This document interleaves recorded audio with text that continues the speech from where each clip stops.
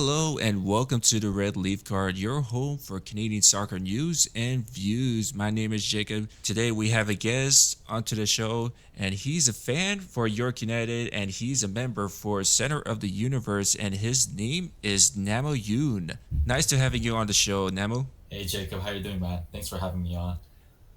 So, big news for York United right now is now they found a new ownership for York United, and it's Game Plan Sports Group, which they have which their owners actually have some history about them. So, Namu, what do you think about this? This owners, they have a lot of histories.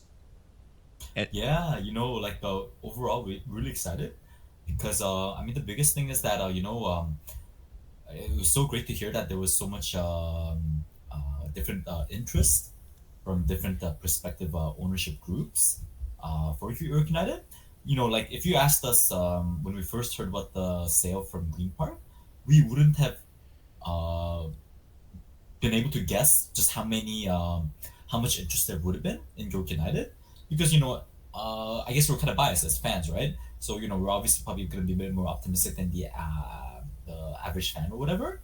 But yeah, we know there's a lot of good things about York United and about CPL as a investment perspective. So overall, I think most of us are pretty optimistic, but we had some pessimists as well too. We had some guys who were thinking, what's the value that people see in York United and all that. But for myself, I saw the potential. Fourth largest metropolitan area in the North America. World Cup coming in 3 years. There's a lot, like CPL, a growing league, one of the fastest growing leagues in the world. There's a lot of like good potential that York United has. So we're really excited to see hear about how much interest there was. The guys themselves, the Pascal brothers and their partners. We love the pedigree that they bring with their father, with their grandparents and the uncles being connected so embedded within Mexican football. The stuff that the bio had. Those are like small potatoes. We're talking like people who are embedded like at the top of the top for the Mexican Football Federation. We're talking about guys who played for the clubs, who ran the clubs, who owned the clubs. These are like some massive, big names we're talking about in the Mexican football community. And it seems that this new generation within the Pascal family wanted to start their journey here at York United, and we're really honored that they chose to do so. yeah, so hearing about the three Pascals, um, Miguel, and all the Pascals, which are three of them. Um, keeper for the one of them is Eduardo, and Miguel, and And Ricardo. and Ricardo. Yeah, and they even mentioned on social media that the, of being in Toronto, and they've been at a York United match, and no one even knew about these people that they've been at that match. They just spectated. Is it this team a good to own? And I think they actually made their mind to actually own this team. I think this is a for them for York United fans. They just got the biggest pot on the table because they have a great history in the sport, and I think they were uh, part of Liga MX, which I think I've heard that you mentioned of being a little tied with SC Marguerite. They were, I think they were part owners of it that you mentioned on social media, Yeah. which which you So, they have a. No. You know what it was? It was a before. I put on social media that we guessed. We just had like just we're taking random guesses. Really, we took a guess, but it's not fully true. We were wondering at the time a couple of weeks ago whether the owners of CF Monterrey, Rayados, is FEMSA. pretty much kind of almost like saying Coca-Cola Mexico, right?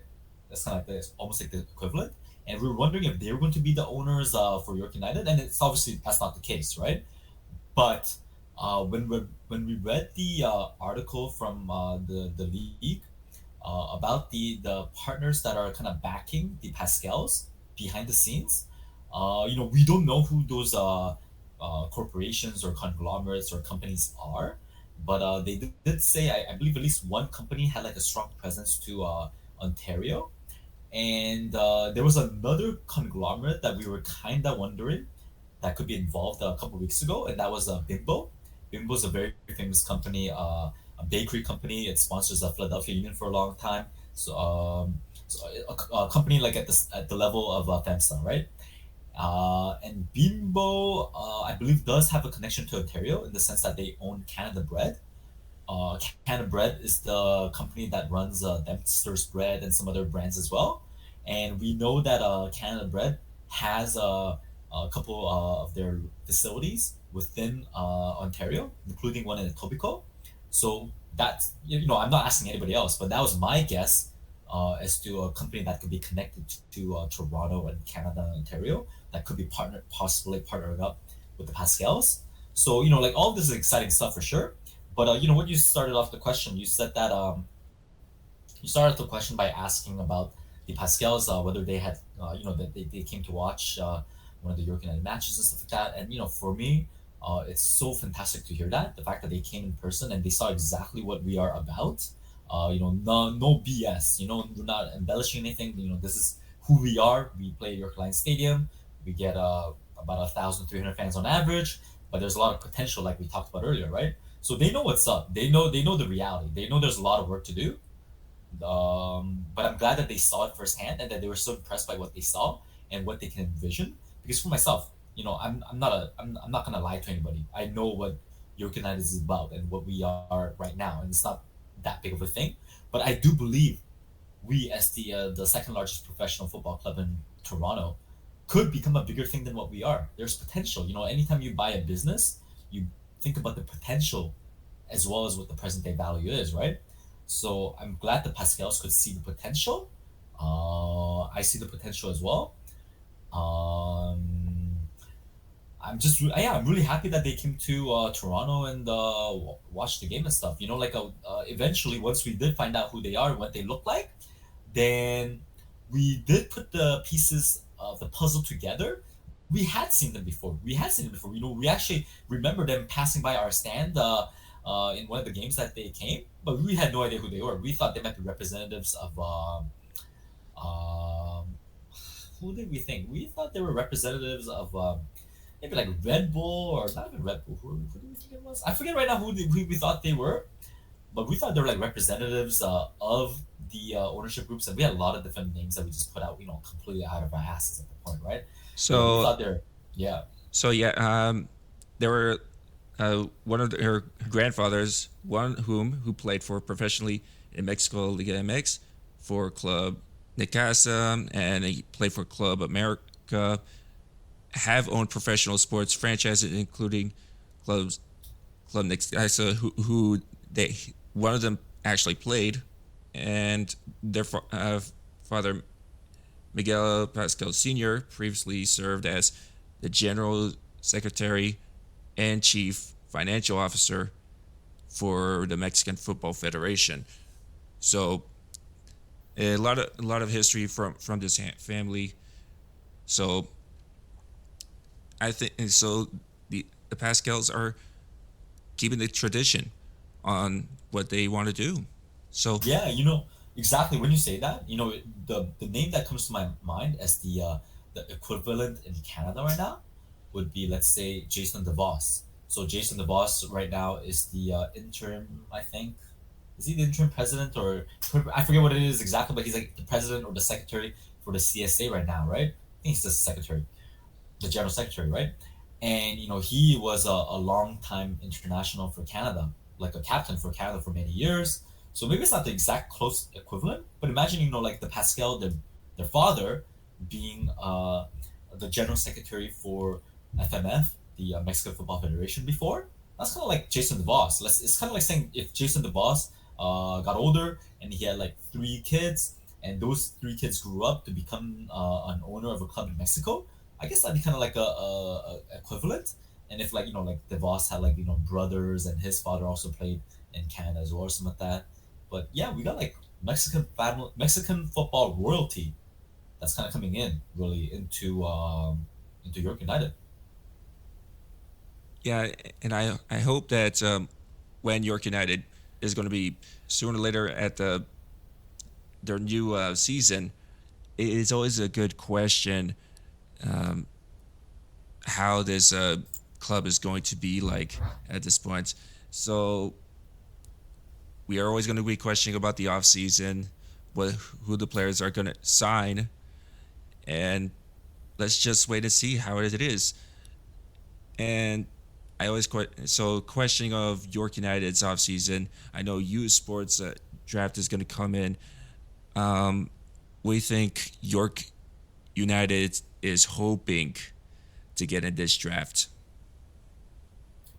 Like obviously York United being in the GTA, of course, like maybe they have a little bit of the hometown discount for players that played in GTA universities, whether it be York or the colleges around or whatever. I guess it's youth sports shows just the universities, right?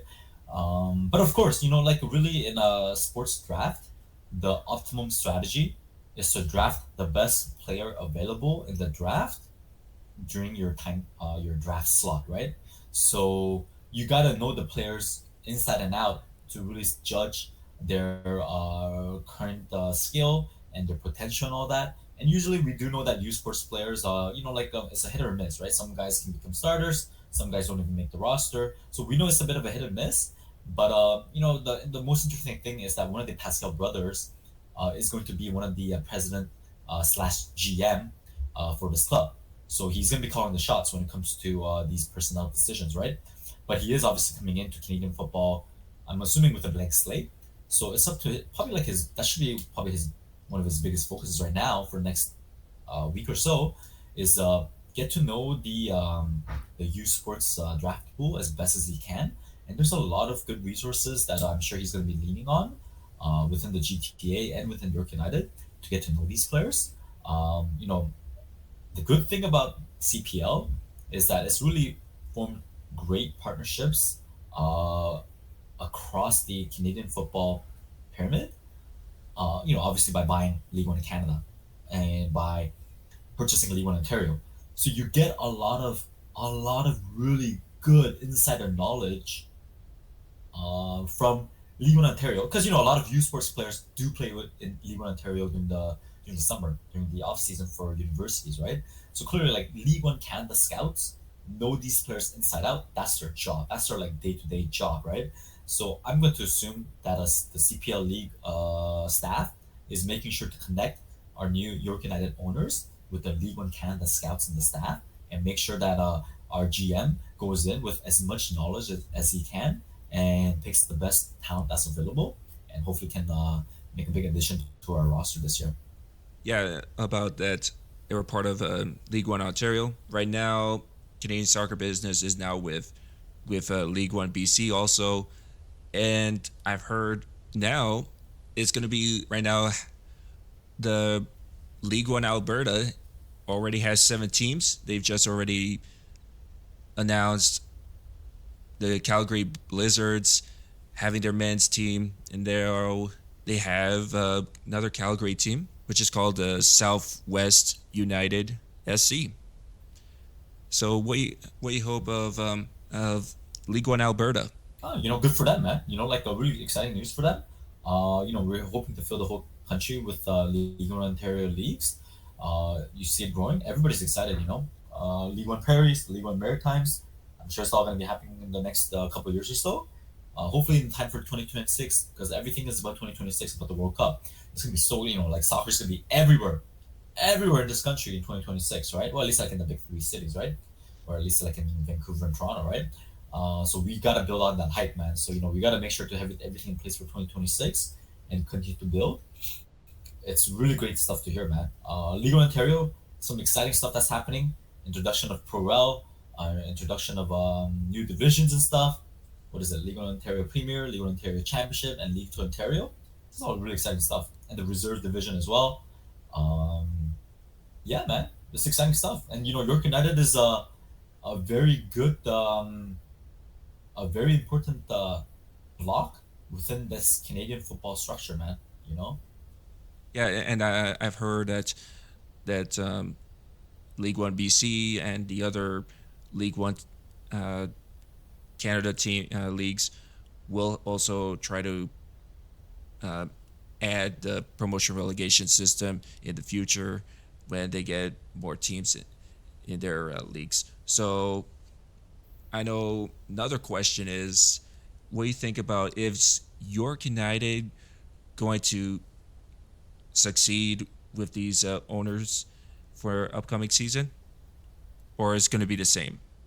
I mean, we always gotta be optimistic.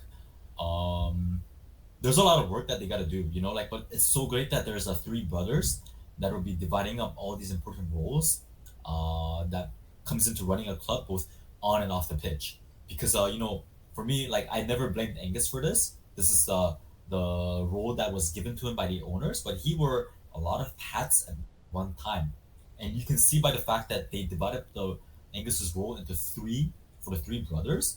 That tells you that Angus was doing the job of three people during his 3 years here. That's a really, really massive commitment that he took. So to become just the general manager of a club is a whole work by itself. To be able to scout all the players, whether it's League One Ontario, whether it's youth sports, or whether it's like international, US, or just CPL stuff. There's so much scouting to do. You're constantly watching, constantly recruiting, constantly negotiating. There's so much work involved with that. So that's a huge role by itself, GM. Then you got the CEO role, which is all the business stuff, all the admin stuff, all the making sure a club runs as a business, because you gotta make money eventually at some point, right? Gotta be able to find sponsorships, gotta be able to find the commercial opportunities, gotta be able to get the rich season seat corporate seat holders in as well. Just a lot of like business stuff to do, right? No matter what it, like how the club is doing on and on the pitch. So that all that off the field stuff is gonna be handled by another brother in his role as a CEO. Then you got a third brother who's the a, a reporter with ESPN for the last 10 years. So coming with a heavy, big connections all across North America. He's gonna be doing the role of I believe the chief commercial officer or something like that. So I guess he's gonna be handling a lot of the partnerships, maybe like external partnerships. Like I said, because he's got the connections. So maybe like bringing in business partnerships from across Canada or North America or whatever partnership, or Mexico as well too, right?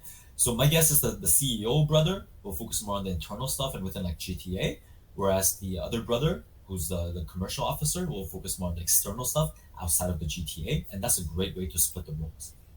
So I'm excited to see what we can do on and off the pitch. But the fact that we got three brothers to do one man's role is a huge, and that's gonna allow the brother who's doing the GM role to focus purely on the pitch stuff, which is already we got a lot of work to do. And the biggest thing that he needs to do, obviously he's got his Mexican connections, which we need. We know Mexican football is very high level for many decades. We know that.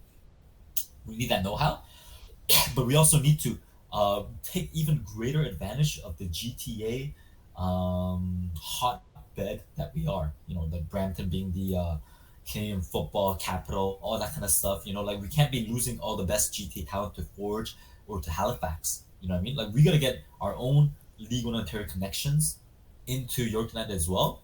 And I believe the manager that the GM hires will play a big factor into that. I mean, it could still be it could still be Martin Nash as well, right? And Nash has been here for 2 years, I believe now. So hopefully he's made his connections to League One Ontario as well.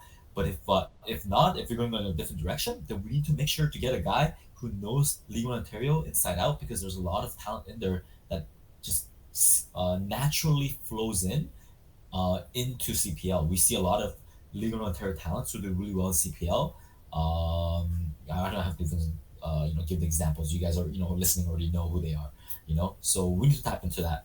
Obviously a name that we all talk about is Carmen Isako. He's not League One Ontario, but he is close. He's U Sports, so York University head coach, who was obviously our assistant coach for your 9FC in 2019, so he knows his club inside out. He knows the GTA scene inside out, and we know the Canadian national team players. We know like Mark Anthony Kay, Kamal Muller, and like Alistair Johnston, and etc. etc. We know these guys highly rate Carmine. They say he's a no-brainer choice. So that is a guy that can not just manage the players on the field, but also be able to recruit players into our squad as well. So that's obviously the first thing that comes to our mind. But there's a lot of really young and talented managers and head coaches in League One Ontario as well. Like Ilya Olov is a guy that a lot of people talk about. There's other guys as well too. So I'm really excited to see who the Pascal brothers bring in. Yeah, as noted, Hamilton, you mentioned Forge FC, that who they're membered with is Sigma FC, Hamilton United, and there's always question for a lot of what members are York United is now. You mentioned how the growth of how the the Pascal brothers are going to try to grow this team, and now there now there's been a lot of question: where will they find a home for York United? Yeah, great question. Obviously, the number one question on the top of everybody's minds is where we're going to play. Everybody knows that, like, whether it's the media, fans, or whoever, the owners know that, right? And then the second question that everybody asks is about our club name, but that's that depends on where we move to. So I believe they are related questions. I'm so happy that Joshua Cloak in the athletic article that broke the news about the Pascals. I'm so happy that he mentioned that Woodbine was a possibility in the last paragraph of that article. It's the only location that was mentioned, right? So everybody knows that we have to get out of WildS at some point, and the fact that Woodbine is considered the front runner for that move is, to me, like, it makes the most natural sense in the world. I've debated this with dozens of people on so many different social media channels, in person, whatever. To me, Woodbine makes the most sense when you think of every single factor you can imagine. The biggest complaint that people have about WoW S is, obviously the stadium is not four-sided. It looks a bit, it doesn't look as imposing as BMO Field. But a huge thing is that people want to have fun before the game and after the game, because a lot of people get there early, and then you want to do something after the game. People want to make a whole day out of it, right? And you need bars, pubs, and restaurants around the stadium to do that. And right now, like, you gotta walk like a long, like 10 minutes away into a student building to get to the closest pub, and that's not acceptable for a football stadium. So we believe Woodbine, with the expansion, it's the biggest casino in Canada. It's bigger than the big ass casino in Montreal. It's bigger than the big ass casino in Vancouver that I used to go when I was in university. It's bigger than any casino in Canada. We're talking like bigger than anything in Niagara Falls. That's how big it is. It's got so many freaking restaurants in there. We can go, like, we can dine like a party. We can party like rock stars if you want to at Woodbine, or if you want to just have like a grub. There's like Timmy's there. There's like I'm sure pizza places there. There's so many choices, all within walking distance. There's casinos there if you want to go there before or after. There's racetracks. There's so much stuff to do. All you gotta do is get to there, and then you figure out the rest. There's so much stuff to do there. It will be an honor for York United to play there. I don't know why some people think it's not even a feasible option. It would be an honor if we could be allowed to play at Woodbine Stadium and deal with all the cross marketing promotions that they can offer. Like, we can go to concert after the York United game, or people who are just like at Woodbine for whatever can come watch York United just for the hell of it. There's just so many options that open up. Like, everybody knows it's an entertainment complex, just like how what is that, Lansdowne Park, what's the name of that place? I guess we call it Lansdowne. Just like how Lansdowne is an entertainment complex for Ottawa, you need an entertainment complex, and Woodbine is by far the best location you can think of.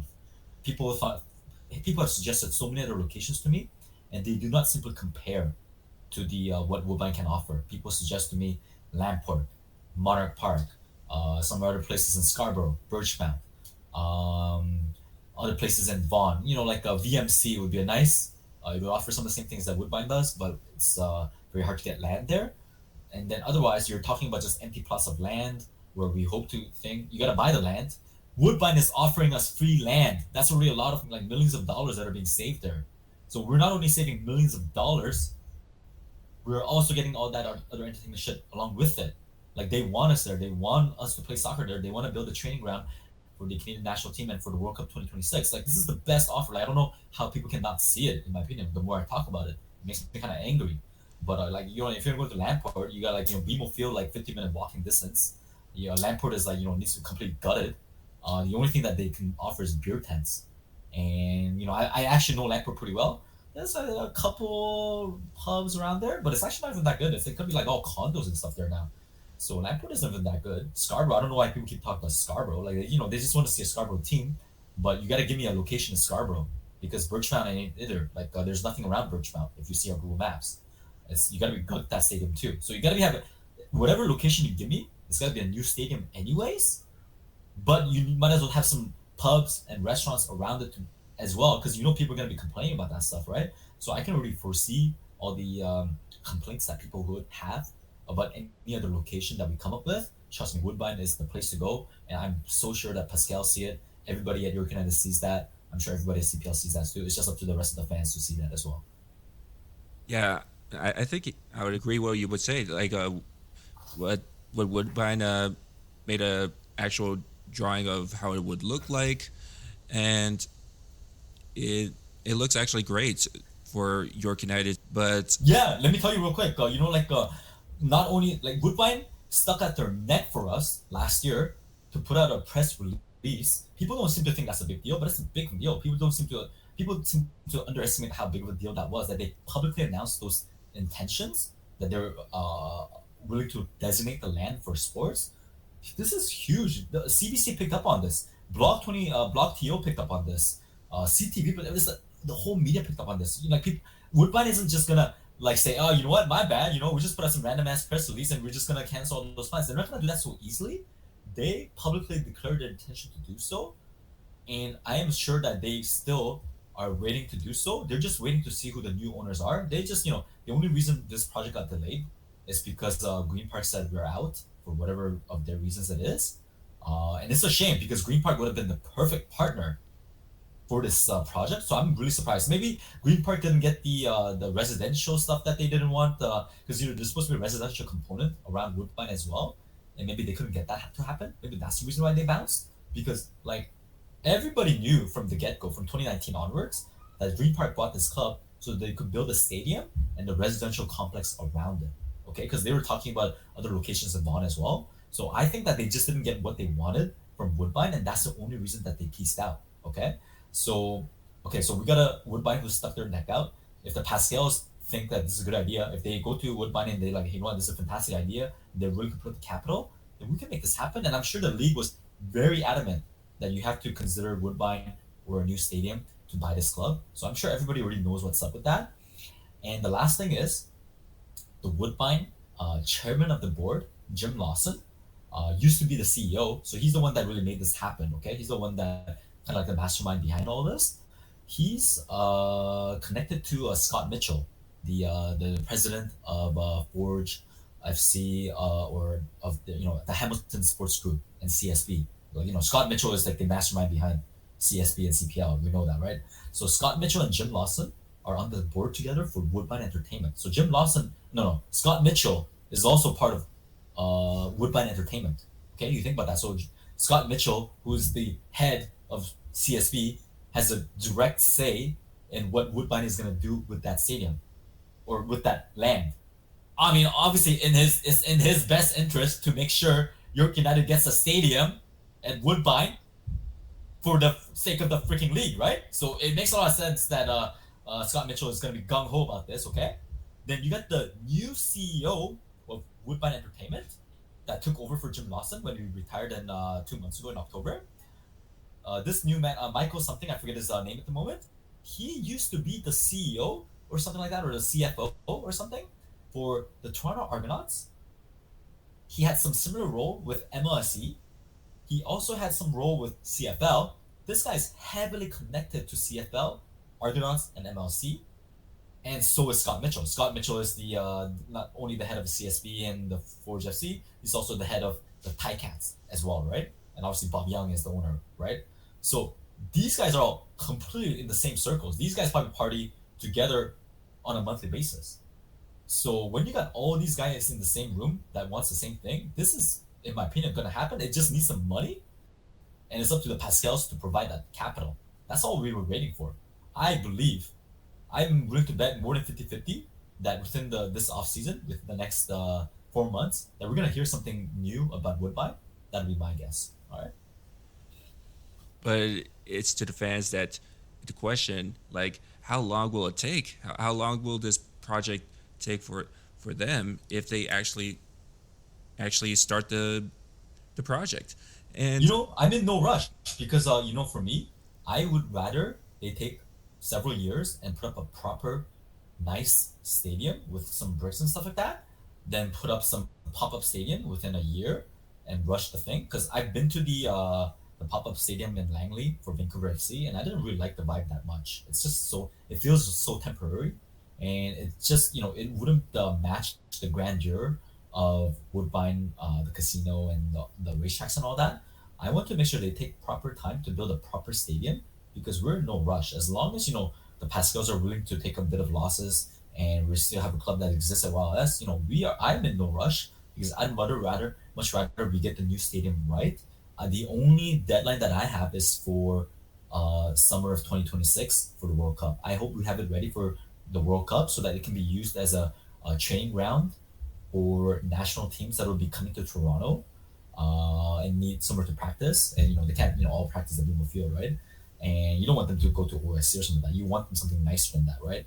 And the second nicest place that we could offer would be this new stadium at Woodbine. Okay, so my hope is that we get it done for summer 2026. So we got 2.5 years. I know 2.5 years is not actually that much time, but maybe it's enough time to put up a decent stadium. Okay, so I know that when the Woodbine project was first announced, the architect that was attached to it was a company called Populous, and that's a company that's built some of the best football stadiums in North America for MLS and such. I remember, I think it's Kansas City off the top of my head, but there's dozens of not just MLS teams, but teams from the other big five leagues from MLB, NBA, NHL, NFL, whatever.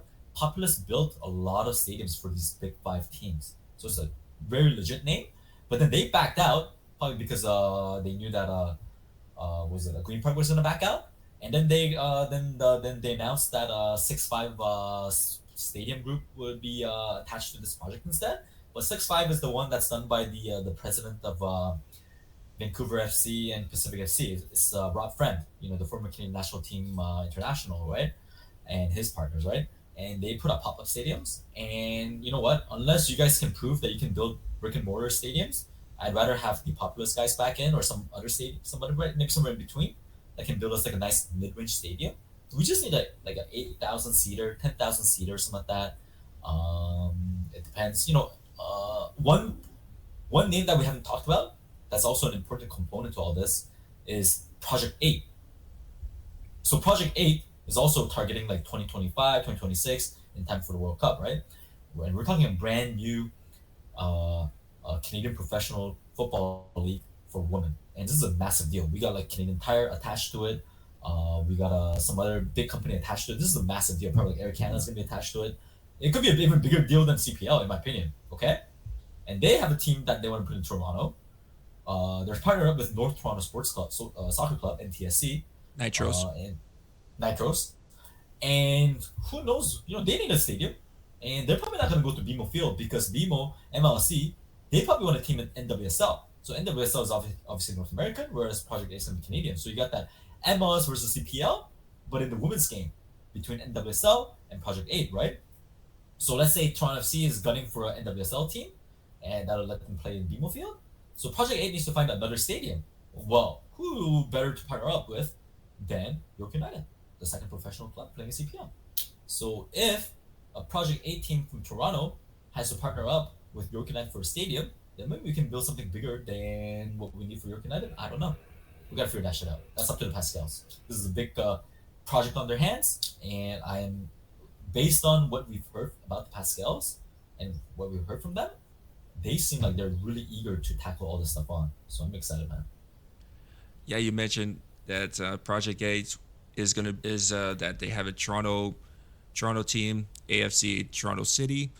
Yep. and they're still trying to find a place where they could play. And yeah, and they were actually part of trying to be uh, with the York United when this project was, that what I've heard sources. And I just have a question for you about this of that, as noticed this whole women's professional soccer league that is supposed to be in 2025. Do you right now there's three: Vancouver Whitecaps, Calgary FC, and AFC Toronto City. Do you think that they could have the three teams? What's the question? Like, do you have the three The, teams? What do you mean? do you think that they can make it up to eight teams? Oh yeah, I do, of course, man. It's what they're gonna start in 2025. So obviously this is a big year coming for them. They gotta obviously figure most of that shit out in the next 4 months because it's kind of like the off season, right? And it does take like I don't know minimum 6 months to create a club from scratch. And you to do it right, you really need 12 months, right?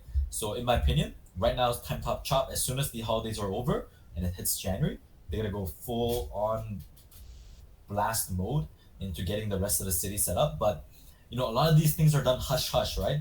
We hear about this stuff like when it's announced, but this stuff takes months, if not years, to plan and all that. So I'm sure those meetings are happening right now, and I'm sure there's like likely other clubs that are already kind of like 80-90% done, and but we only get to hear about it when it's like 99% or 100% done. But I'm sure the work is going on behind the scenes. I do know from my friends who are involved in the Voyagers and all that. Anytime the Canadian national team, the men or the women playing Toronto stuff like that, the Project A people are out there. They're meeting with people. They're meeting with fans and all that. They're making themselves public, and this is pretty much as big of a deal as CPL is. So when CPL was being announced and launched in 2019, 2018, 2017, and making a big deal about it. Now they're doing the same thing for Project 8. So yeah, man, the work is I'm sure definitely going on behind the scenes, man. So, what cities should they think of actually having a team? I mean, for me, it makes kind of sense to put teams near the CPL teams, of course. But obviously, CPL is missing some important cities in our league. And if Project 8 can get those first, then kudos to them.